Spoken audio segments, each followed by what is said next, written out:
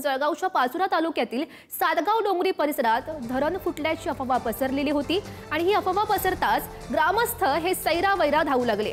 काहींनी गावच सोडलं तर काहींनी डोंगराकडे धाव घेतली आहे। तर सुज्ञ तरुणांना धरणाचं चित्रीकरण करत या अफवेला पूर्णविराम दिल्याचं बघायला मिळत आहे। प्रशासनाला विनंती करणार आहोत की हा जो बाधित एरिया आहे त्या एरियाचं कुठेतरी पुनर्वसन करावं, कारण भविष्यामध्ये कधी ना कधी केव्हाही धोका होऊ शकतो, हे त्रिकाल सत्य आहे। त्यासाठी हा पूर्ण एरिया कुठेतरी शासनाने स्थलांतरित करावा। तसं आम्ही सर्व गावकरी माननीय कार्यसम्राट आमदार किशोरप्पा पटेल यांना आम्ही निवेदन देणार आहोत की भविष्यामध्ये असं घडणार नाही। सर्व बांधवांना एक विनंती करतो की तुम्ही घाबरून जाऊ नका, खचून जाऊ नका।